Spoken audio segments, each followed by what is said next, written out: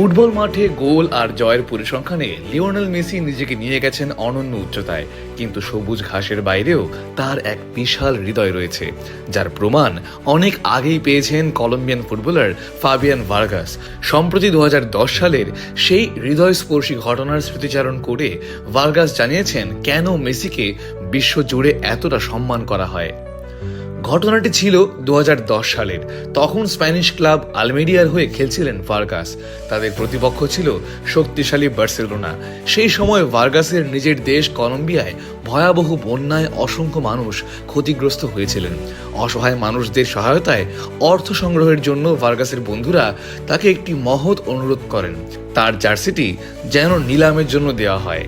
Vargas ভাবলেন, নিজের জার্সির পাশাপাশি যদি লিওনেল মেসির একটি জার্সি জোগাড় করা যায় তবে হয়তো নিলামে আরও বেশি অর্থ সংগ্রহ করা সম্ভব হবে।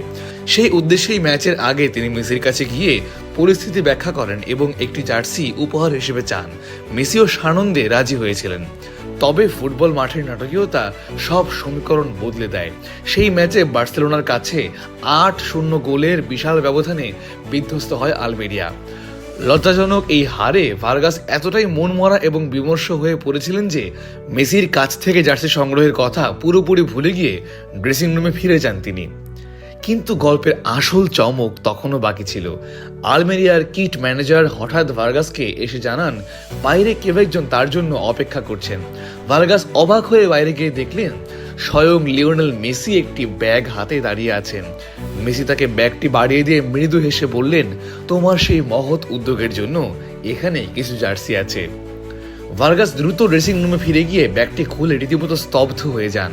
সেখানে শুধু মেসির একা জার্সি ছিল না, বরং Xavi, Iniesta, Dani Alves, Gerard Pique এবং কার্লোস পুয়োলের মতো বিশ্বজয়ী তারকাদের স্বাক্ষর করা জার্সিগুলো সাজানো ছিল।